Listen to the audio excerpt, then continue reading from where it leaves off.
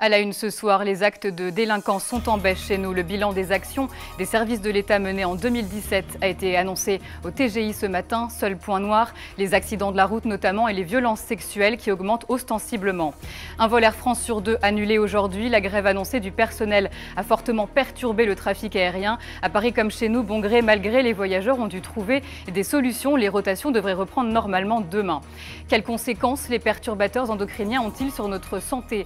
Des spécialistes de Martinique et de l'Hexagone ont eu 2 jours pour confronter leurs expertises lors du 3e congrès de l'AMSES.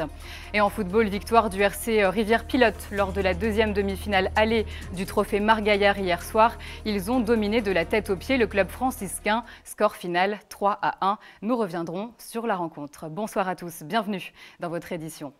Je vous le disais, la délinquance recule chez nous, en tout cas pour les détentions d'armes illégales, les vols et le trafic de stupéfiants qui lui restent stables. En ce qui concerne les accidents de la route et les violences sexuelles, les chiffres sont effarants. Plus 24% de blessés sur nos routes, 30 personnes ont perdu la vie. Même son de cloche pour les violences sexuelles qui augmentent de plus de 17% et près de 5000 cas de violences en général ont été recensés. Le bilan a été dévoilé ce matin au TGI par le préfet et le procureur de la République. On fait le point avec Guy-Raphaël René. C'est le point sombre du tableau. La sécurité routière enregistre en 2017 une augmentation de 15% du nombre de tués sur les routes par rapport à 2016. 30 morts en 2017 contre 26 en 2016. On déplore beaucoup trop encore de comportements inciviques au volant ou sur les 2 roues. Et là, pour cela, nous nous employons tout au long de l'année à réprimer ces comportements. Notre activité contraventionnelle dans certains domaines, notamment les ports de non-port de casque, a augmenté de plus de 180%. Mais c'est aussi de la prévention dans les établissements scolaires, parce qu'il faut commencer par les jeunes, où tout au long de l'année, on mène des actions de sensibilisation, mais on va les accentuer, ces actions. On a déjà commencé. Autre point de préoccupation, les violences physiques avec 4 967 faits enregistrés contre 4 973 en 2016. Un chiffre plus ou moins stable qui représente tout de même un taux de près de 13 pour 1000 en Martinique contre 9 pour 1000 au national. Le trafic de stupéfiants lui aussi est une problématique préoccupante avec 1697 faits enregistrés. Les modes opératoires par lesquels s'effectuent les saisies ont quand même un peu varié, avec moins de prises dans ce qu'on a appelé les slow movers, les bateaux lents au cours de l'année 2017, un petit peu plus dans les aéroports, y compris le phénomène de mules, qui était pour le moment plutôt réservé à la Guyane et qui augmente sur les Antilles, en particulier sur la Martinique. 3,5 tonnes saisies en 2017 contre 3,7 en 2016. Si le chiffre reste stable, c'est la réponse judiciaire qui a connu une nette évolution. Nous sommes parvenus cette année à juger, à arriver jusqu'au stade du jugement et à faire juger donc pas moins de 24 dossiers, ce qui est bien plus élevé que toutes les années précédentes, puisque par exemple en 2016, donc l'année avant, il y avait 6 dossiers qui étaient jugés. Et avec ces 24 dossiers, eh bien, l'activité de la juridiction interrégionale spécialisée de Fort-de-France n'aura jamais été aussi importante que depuis sa création en 2004. Et encore une fois, je crois que ça traduit bien les efforts qui ont été entrepris par cette juridiction-là pour répondre à ces faits de trafic de produits stupéfiants et de trafic international de produits stupéfiants. En dehors de la sécurité routière, la plupart des chiffres sont stables ou en diminution. Un bilan plutôt satisfaisant pour les services de l'État. On a globalement des résultats qui sont orientés à la baisse et ce qui est très satisfaisant, notamment un chiffre, 10% de cambriolage en moins. Ça, c'est vraiment le résultat de l'activité des forces de police et de gendarmerie. On est parvenu à maintenir une certaine stabilité des agressions, des violences contre les personnes. Et ça aussi, c'est satisfaisant, tout en rappelant que quand même la violence est à un degré élevé en Martinique, davantage que sur le reste du territoire national. À noter que 30% des violences physiques sont des violences intrafamiliales et dans 74% des cas, les victimes sont des femmes. Au chapitre judiciaire, du nouveau dans l'affaire dite du paparazzi qui avait défrayé la chronique au moment des faits en décembre 2015. 3 personnes avaient été tuées dans la fusillade survenue dans la boîte de nuit au Lamentin. Johan Candal, lui-même visé, avait tué l'auteur des tirs. Après une longue analyse du dossier, la thèse de la légitime défense a été retenue par les magistrats. Johan Candal ne sera donc pas jugé aux assises. Les précisions de Sandrine Claude. Les faits se déroulent le 6 décembre 2015. Au petit matin, une fusillade éclate dans une boîte de nuit au Lamentin, le paparazzi. Ronaldo Saint-Philippe, dit l'Américain, ouvre le feu sur 3 personnes dont Johan Candal, dit Cancan, le seul à ne pas succomber à ses blessures. Il réplique par arme à feu et blesse son agresseur mortellement. Un acte pour se défendre que les magistrats finissent par admettre. La chambre d'instruction estime que Johan Candal était en état de légitime défense. Le jeune homme est cependant mis en examen par le tribunal correctionnel de Fort-de-France pour port d'armes prohibé et délit d'évasion. Après s'être débarrassé de son bracelet électronique, il encourt jusqu'à 3 et 10 ans d'emprisonnement. Une partie des avions d'Air France sont restés sur le tarmac aujourd'hui. Un vol sur 2 a été maintenu en provenance de Paris pour la Martinique. Les employés de la compagnie avaient annoncé cette grève. Forte mobilisation aujourd'hui à Paris. Ils demandaient à ce que leur salaire soit augmenté de 6%. La direction a fait un compromis et a annoncé une revalorisation à hauteur de 3%. À Paris, la direction de la compagnie avait prévenu ses clients 24 heures à l'avance en leur proposant de reporter leur voyage, notamment au terminal ouest d'Orly. La galère a donc été plutôt bien gérée. Solène Boissé. Ici, pas de réclamation ni de coups de colère, il n'y a tout simplement pas grand monde. La plupart des 1300 passagers des vols annulés à destination de Fort-de-France, Pointe-à-Pitre ou encore Cayenne ne se sont pas déplacés à l'aéroport d'Orly comme leur avait conseillé Air France, car toutes les démarches se font sur Internet.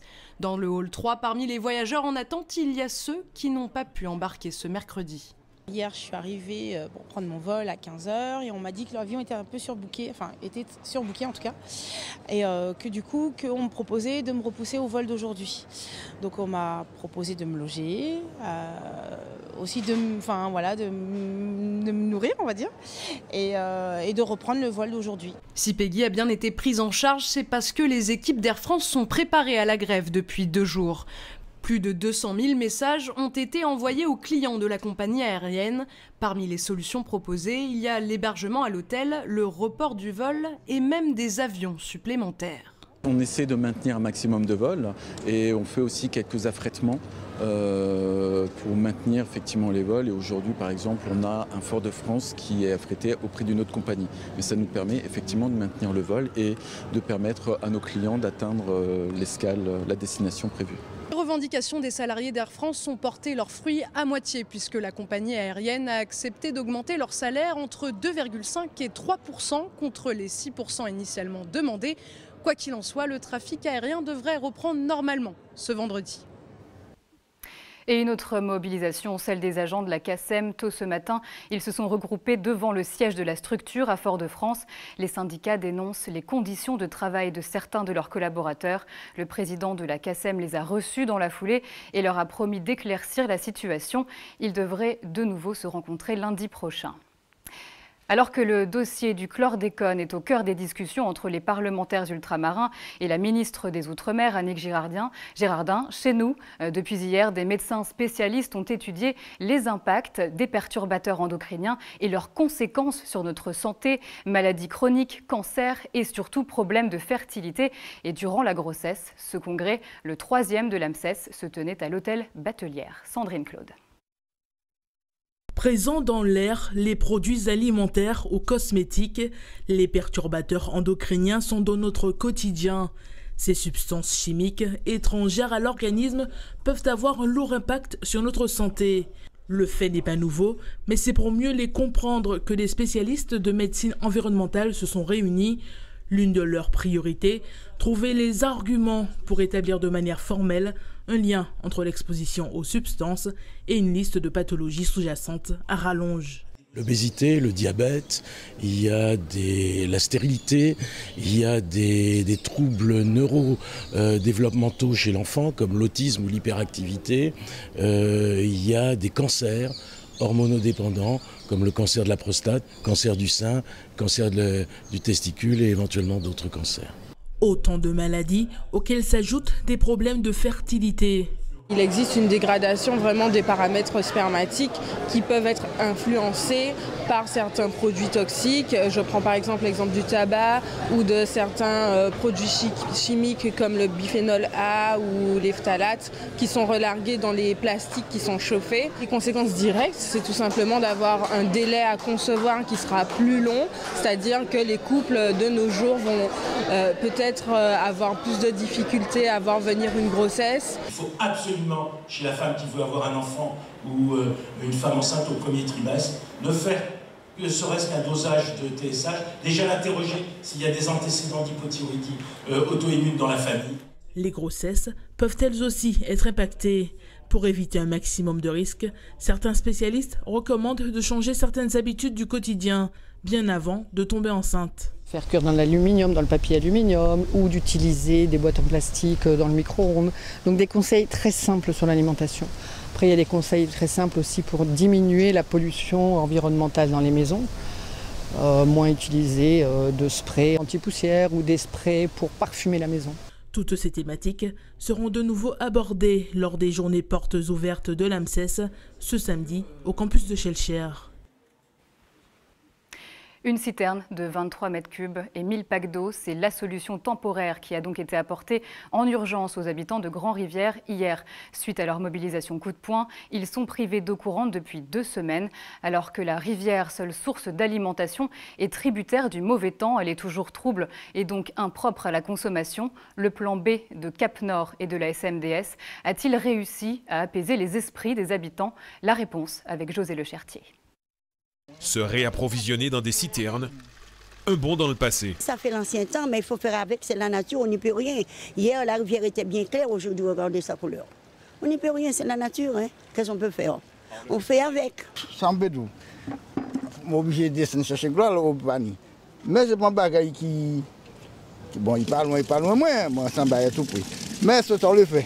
Je me rappelle comment paye, qu'on nous paye, pas ça, moi. Si certains s'en accommodent, pour Léandre, c'est l'incompréhension. Jusqu'à maintenant, on n'en sait rien, parce que normalement, apparemment, il a dit qu'à partir de 17h, on aurait eu de l'eau hier, mais jusqu'à maintenant, on n'a rien du tout. Ça fait 1 mois et demi qu'on a des problèmes avec ça, et personne ne s'est jamais manifesté. Maintenant, on ne sait pas qu'est-ce qu'ils nous proposent. Apparemment, ils ne nous proposent rien, parce qu'ils ne proposent rien du tout. Hier, avec cette réunion, on nous a parlé de dessaler l'eau de mer. Vous vous rendez compte? Dessaler l'eau de mer à Grand-Rivière. On a une rivière, maintenant, il faut dessaler l'eau de mer. C'est incompréhensible. Dessaler l'eau de mer, l'une des solutions évoquées en effet par la SMDS, même si elle n'est pas privilégiée pour l'instant. On a évoqué 3 solutions. La première solution, c'est une modernisation possible de l'unité existante, de façon à pouvoir élargir la plage d'utilisation par rapport à la turbidité et également le débit. La deuxième solution, qui est une solution à beaucoup plus long terme, c'est la remise en activité des forages existants. Il y a aujourd'hui 4 forages d'exploration qui ont été faits, qui doivent d'abord nous apporter des garanties en termes sanitaires, ce qui n'est pas le cas aujourd'hui. Et une des troisièmes solutions que j'ai effectivement évoquées, pourquoi pas imaginer une solution mobile de dessalement d'eau de mer, puisque finalement on a la mer à côté. Donc ces 3 solutions, on met d'abord en œuvre la première, c'est-à-dire une modernisation de l'unité existante. 2 citernes fixes de 200 mètres cubes desservent les habitants de la commune, celles de Beauséjour et de Bellevue. 1500 packs d'eau ont été également distribués aux familles. Cap Nord a aussi affrété un camion-citerne de 26 mètres cubes, mais aujourd'hui, les conditions météo ne lui ont pas permis d'accéder au site. Cette information l'a appris cet après-midi. L'école primaire du Prêcheur restera fermée demain en raison des conditions météo et de la récurrence des boues. Elle devrait réouvrir normalement lundi. Et notez également que la Martinique est toujours placée en vigilance jaune pour mer dangereuse à la côte. La mer est agitée à forte en Atlantique avec des vagues maximales pouvant dépasser les 6 mètres selon les prévisions de Météo France. Le ressac devrait aussi se faire ressentir sur le côté nord Caraïbes jusqu'au Prêcheur. Pas de retour à la normale avant samedi matin. On va maintenant aborder un tout autre sujet. Ce jeudi 22 février marque la journée européenne des victimes. Accidents de la route, agressions, catastrophes naturelles ou encore victimes d'attentats. Chacun peut faire appel à l'association locale d'aide aux victimes. La directrice de l'ADAVIM est notre invitée ce soir, Ruth Tally-Control, bonsoir. Bonsoir. Et merci d'avoir répondu à notre invitation. Alors, prenons un exemple. Si je subis une agression, par exemple, de quelle façon allez-vous m'aider concrètement ? Alors, nous proposons une prise en charge pluridisciplinaire aux victimes, c'est-à-dire une information sur leurs droits pour leur permettre de les vulgariser un petit peu avec l'information concernant les procédures judiciaires, mais également une prise en charge psychologique pour les accompagner à la suite du choc émotionnel, voire du stress post-traumatique subi du fait de l'infraction. Justement, est-ce que c'est vous qui allez vers ces victimes ou est-ce qu'elles vous appellent? Alors, ces victimes nous saisissent spontanément, mais essentiellement par nos partenaires privilégiés qui sont le monde judiciaire, donc le tribunal essentiellement, mais également les services de police et de gendarmerie, mais les services sociaux, les mairies, l'unité médico-judiciaire peut également faire appel à nous. Justement, combien de personnes aidez-vous chaque année et dans quel cas de figure particulièrement? Alors, environ 1200 victimes et cette année, nous avons 1137 victimes. Et dans quel cas de Alors, ce sont essentiellement des victimes d'infractions pénales, mais pas seulement, puisque cette année, nous avons aidé 16 victimes également de catastrophes naturelles, puisque depuis septembre 2017, la compétence des services d'aide aux victimes a été élargie à tout ce qui est catastrophes naturelles. Voilà, on va y revenir dans un petit instant. Votre association a été créée en 2005. Elle fait partie des associations professionnelles d'aide aux victimes de France, qui existent en réalité depuis une trentaine d'années. Quel est justement votre statut juridique ? Alors, notre statut juridique, nous sommes une structure privée, association loi 1901, et plus globalement regroupée au sein de France Victimes. C'est la fédération des associations professionnelles de l'aide aux victimes qui regroupe au total 130 services d'aide aux victimes sur l'ensemble du territoire. D'accord. Alors, en 2017, vous en parliez à l'instant, la compétence a donc été élargie aux victimes en règle générale. On pense évidemment aux sinistrés d'Irma. Votre action a-t-elle particulièrement été reconnue à ce moment-là? Elle a été difficile, mais oui, grâce à notre intervention et notamment celle de la préfecture, précisément de la DGSCS, on a pu identifier ces victimes et on les a accompagnés notamment sur la constitution de dossiers d'indemnisation auprès du Fonds d'outre-mer et également de Fondation de France qui proposait également un soutien financier à ces victimes. Il y avait eu combien de personnes à peu près que vous aviez aidées? 16 personnes ont été identifiées. 16 personnes, oui. Alors justement, j'ai une autre question par rapport à ça. Si les effets du chlordécone étaient un jour officiellement reconnus par le gouvernement, est-ce que vous avez déjà réfléchi à la façon dont vous pourriez venir en aide à ces victimes? Ce serait comme on intervient pour toutes les autres victimes reconnues par l'État, du type comme le Mediator, le Levity-Rox également. On intervient du moment où c'est structuré au niveau de l'État. Les services d'aide aux victimes sont habilités à les accompagner, à les informer de leurs droits et à les suivre également tout au long de la procédure. Alors justement, cette journée aujourd'hui européenne des victimes, c'est l'occasion de sensibiliser plus largement le grand public. De quelle façon? Alors c'est l'occasion pour nous d'indiquer au plus grand nombre, et notamment à la population et à nos partenaires, que nous changeons de nom. Nous ne sommes plus ADAVIM, Association départementale d'aide aux victimes et de médiation pénale, mais nous devenons ADAVIM France Victimes Martinique. Et ça change quoi? Ça change beaucoup de choses. Une meilleure identification d'abord pour les victimes, parce qu'avec la simplification, France Victimes Martinique, elles pourront se repérer partout sur l'ensemble du territoire. Également nos partenaires, je prends l'exemple des magistrats, qui lors de mutations pourront toujours avoir accès à ce service public d'aide aux victimes et reconnaître la structure locale conventionnée par la chancellerie. Est-ce que vous avez de futurs projets peut-être? J'ai aussi entendu parler d'une application mobile. Alors oui, c'est l'occasion également pour nous aujourd'hui de présenter cette nouvelle application Aidez-moi qui s'adresse aux victimes pas seulement, mais également aux institutions et partenaires. C'est un outil d'information qui permettra à chaque victime de pouvoir avoir une aide immédiate, concrète, où elle se trouve, elle pourra être localisée et connaître le service d'aide aux victimes le plus proche de son domicile, mais pas seulement, le service de gendarmerie, les services d'urgence. Également, l'application permet à la victime de situer, de décrire sa situation actuelle. Elle est où? Dans un lycée, dans un établissement scolaire. Il s'agit d'un accident de la circulation. Et en fonction du cas, la victime sera accompagnée et orientée vers le service le plus proche. Et justement, toute cette prise en charge, je ne vous ai pas posé la question avant, est-ce qu'elle est gratuite? Évidemment, évidemment. Nous avons une mission de service public. L'aide aux victimes, c'est une politique publique. Donc, on ne peut pas intervenir, on ne peut pas demander aux victimes. Les services sont totalement gratuits. Et d'ailleurs, c'est notre slogan, la DAVIM accompagne au quotidien toutes les victimes d'aide aux victimes et gratuitement. Merci à vous d'être venu nous voir ce soir. C'est moi qui vous remercie. Restez avec nous. Dans quelques instants, vous découvrirez un nouveau pilier du jazz. Il est guadeloupéen, retenez bien son nom, Stéphane Castries. Il lance son premier album et a fait découvrir certains de ses morceaux au public martiniquais hier.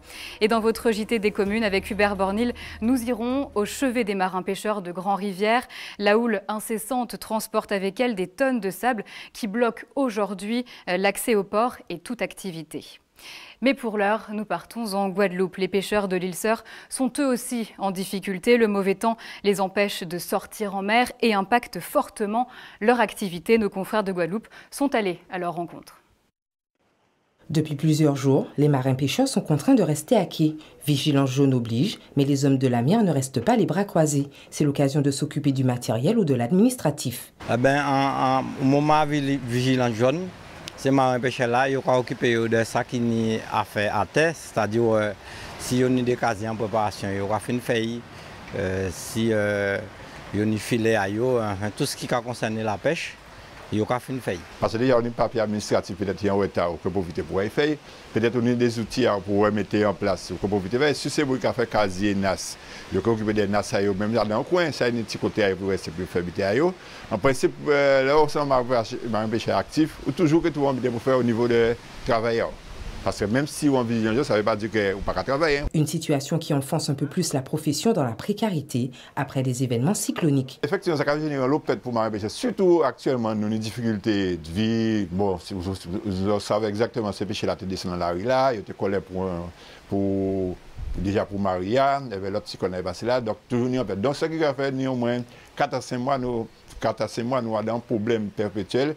Nous avons des problèmes récurrents, des problèmes de marins-pêcheurs qui, au niveau de charges, livres, SAF, rôle, etc. Et quand on vient de plus en plus mettre ça arrête, dès que vous ne pas payer, il va passer ses comptables. Donc, on m'a empêché aux abois actuellement. Pendant le carême, propice à la consommation de poissons, c'est un vrai coup dur pour les clients qui vont devoir prendre leur mal en patience avant de retrouver des produits de la mer sur les étals des poissonniers.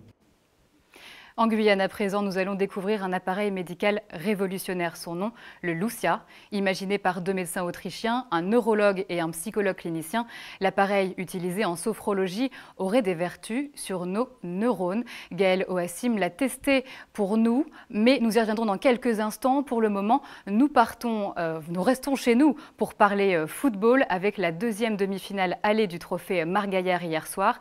Le RC Rivière-Pilote recevait le club franciscain sur la pelouse du stade Encamé. Les pilotins se sont imposés 3-1 lors d'un match qu'ils ont dominé du début à la fin. Retour sur la rencontre avec Marc-Olivier Dream.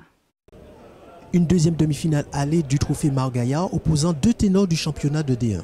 Le RC Rivière-Pilote qui recevait les Verts du club franciscain bien en jambes en ce début de rencontre.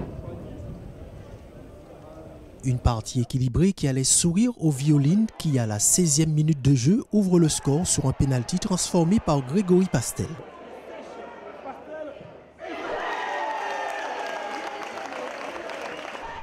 Quatre minutes plus tard, le même Pastel portait le score par 2-0. La défense franciscaine en grande difficulté allait subir les assauts du Racing qui aggrave le score sous l'impulsion de Pastel. 3-0, nous jouons alors la 35e minute de jeu. Peu avant la mi-temps, le club franciscain tente de rehausser son niveau de jeu et obtient un pénalty. Patrick Persin réduit le score, 2-1 pour le Racing à la mi-temps. En seconde période de jeu, les franciscains tentent de réagir, mais se heurtent à une défense pilotine bien en place. Les deux équipes se rendent coup pour coup, sans inquiéter les gardiens. Plus rien à rajouter pour cette fin de match, où tout n'est pas perdu pour les franciscains. C'est ça, c'est l'efficacité. Le Racing avait peut-être moins le ballon que nous, mais il marque 3 buts. Et puis nous, on n'a pas scoré au début du match, donc il mérite amplement leur victoire. Là, on est à la mi-temps, puisque la deuxième mi-temps, c'est au François. On a fait un but à l'extérieur, donc on va essayer de ne pas prendre et puis de faire 2 au François. C'était pas facile, malgré le score. On aurait préféré ne pas encaisser de but à la maison, en sachant qu'il compte double. Mais je pense qu'on a quand même fait le travail.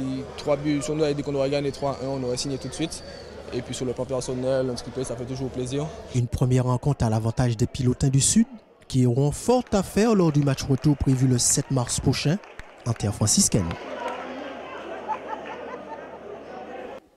Allez, cette fois, je vous emmène en Guyane pour découvrir ce nouvel appareil médical révolutionnaire dont je vous parlais à l'instant. Gaël Ouassim l'a testé pour vous, regardez. Ça a été un voyage dans l'espace avec des formes géométriques limite un peu à la Stargate SG1 quand on part à travers la porte des étoiles. Effectivement sur un panorama de couleurs, beaucoup de rouge orangé, légèrement un peu de bleu, du blanc. On est dans un autre univers, on est au bord de la mer, en train de se promener et le soleil qui nous tapote à gauche et à droite. T'as eu l'impression d'être ailleurs. Ouais. Cette machine que je viens de tester est le Lucia. Je suis désormais un lucianote, comme cela se dit dans le jargon. Le promoteur de cette invention, c'est lui, Mark Auburn, ancien entrepreneur. Elle sert en fait à réveiller des fonctions potentielles dans le cerveau humain, enfin dans le réseau neuronal d'une certaine façon. Et le réseau neuronal n'étant pas limité au cerveau, on a des neurones absolument partout. Donc il sert en fait à réveiller le potentiel de ce système neuronal en allant solliciter des neurones qui sont endormis quelquefois depuis la naissance. On a une profusion d'informations, puisque tu es passé sous la lampe, quelque chose de nouveau. Donc le cerveau, ayant à traiter une information complexe, visuelle et nouvelle, il va recruter des neurones endormis dans le cerveau et en les réveillant, ils ont tendance à rester réveillés. Donc l'augmentation du potentiel est exactement similaire à quelqu'un qui fait de la musculation, qui fait du sport. Marie-Jeanne, elle aussi, a testé cette technologie. Adepte de la méditation, elle en ressort avec une profonde détente. C'est joli, c'est captivant, ça permet de se recentrer aussi. Et par contre, donc, en lâchant un peu plus prise et du coup en regardant sans regarder, je dirais, voilà, je pense qu'à ce moment-là, on peut commencer à avoir quelque chose d'autre qui se produit et un état de conscience différent, je dirais. Le principe paraît simple, une lampe à LED, un casque audio. Tel que vous le voyez, ce Lucia coûte la coquette somme de 21 600 €. Ça peut paraître très onéreux, mais ce qui se passe, c'est que les inventeurs ont créé ça de toutes pièces et créé même un ouvre-boîte électrique, ça coûte cher. C'est pas du tout industrialisé, les séries sont toutes petites, elles ne sont pas fabriquées en Chine, elles sont fabriquées en Autriche. Et l'autre technologie, Pandora Star, est fabriquée en Angleterre. Et maintenant, en Angleterre, ils fabriquent des séries de 15 ou 20. On n'est même pas dans l'industrie du luxe. On est pratiquement dans les produits à façon, c'est-à-dire voilà, les Lucia sont pratiquement fabriqués une par une. Mais la complexité se situe dans la composition de morceaux lumineux. Ce sont ces partitions qui sont brevetées. De retour chez nous avec un peu de musique à présent. Vous ne le connaissez certainement pas encore. Le compositeur et bassiste Stéphane Castries, le jazzman guadeloupéen, s'est produit sur scène hier à Fort-de-France. Il a interprété pour le plus grand bonheur du public des morceaux de son premier album, des rythmes inspirés de ses tournées et nombreuses collaborations avec Kezia Jones notamment ou encore Kassav. Michelet François s'est fondu dans la foule.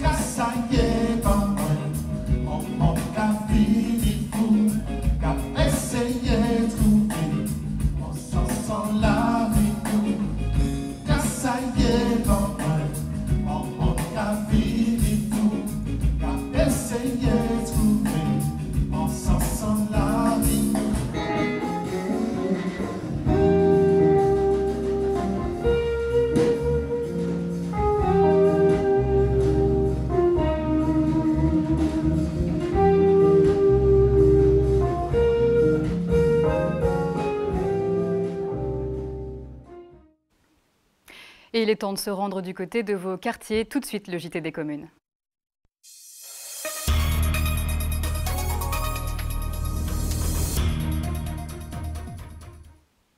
À Grand-Rivière, les marins-pêcheurs, eux aussi, sont en difficulté depuis 2 mois. La houle sévit et charrie sur son passage des tonnes de sable. Conséquence, impossible d'accéder ou de sortir du port. Les embarcations des marins-pêcheurs restent à quai. Hubert Bornil et Michelet François se sont rendus sur place. Les importants travaux d'enrochement réalisés ici il y a quelques années n'ont pas suffi à enrayer le phénomène. Aujourd'hui encore, c'est toute une profession de marins-pêcheurs qui se trouve paralysée à cause justement de l'ensablement du port. Comme la plupart des pêcheurs de l'île, les professionnels de la mer rencontrent des difficultés liées au temps. La forte houle observée depuis plusieurs semaines vient compliquer le travail des dragueuses. C'est en tout cas l'explication que nous donne l'un des responsables de ces machines à extraire le sable. Il y a beaucoup de sable et on ne s'attendait pas à ça. C'est-à-dire que le port a été bloqué pendant 2 jours. Je crois que c'était le dernier week-end de janvier et le jeudi d'après, on a pu libérer le port. C'est-à-dire qu'on travaille en ce moment pratiquement 2 jours par semaine à cause des conditions météorologiques. La houle responsable du blocage du port, une explication que certains marins-pêcheurs ont du mal à admettre. Bon, même si nous mois de février, toujours nous vent quand pêcheurs nous sortis, mais quand même on dit dans 6 semaines, nous pouvons faire 6 semaines plein la pêche, mais nous devons faire même 2-3 jours la pêche. Mais puis pour là, nous vraiment prisonniers et pas ni rien. Et nous pêcheurs, ou ça en pêcheur, entrée d'argent, c'est la mer. Dans le port de Grand-Rivière, 2 entreprises sont en charge du désensablement et les 2 dragueuses restent souvent à quai. Selon certains marins-pêcheurs, il y aurait une difficulté surtout liée à l'organisation du travail. Ça fait des années qu'on demande qu'il y ait un dragage total. Ils sont en train de faire un chenal dans du sable. Le sable n'est pas un état solide. C'est pas un cahier qu'on a coupé et qui a été du bout là. Donc on demande, je demande, ça fait des années, qu'on fasse un dragage total. Que la collectivité prenne ses responsabilités et c'est tout. Dès lors, qui croire, en attendant, les embarcations restent à quai et aujourd'hui encore, les dragueuses n'ont pas démarré. Mais voilà, tout ce que l'on peut espérer, c'est que les autorités en charge du secteur vont rapidement réagir afin que ces marins-pêcheurs de Grand-Rivière puissent reprendre une activité normale. Avant de refermer ce journal, cette information pratique comme chaque soir si vous souhaitez faire un don de sang. Demain, le camion de l'EFS sera stationné sur le parking de la Grande Récré et de Bureau-Vallée, zone de Petite Cocotte à Ducos, de 13h à 18h. Le reste du temps, vous pouvez également vous rendre à la Maison du Don, à l'hôpital Pierre-Zob d'Akitman, de 8h à 16h, les jours ouvrés, bien évidemment. Et c'est la fin de cette édition, mais ne bougez pas, on se retrouve dans un court instant pour Anche Peya. A tout de suite.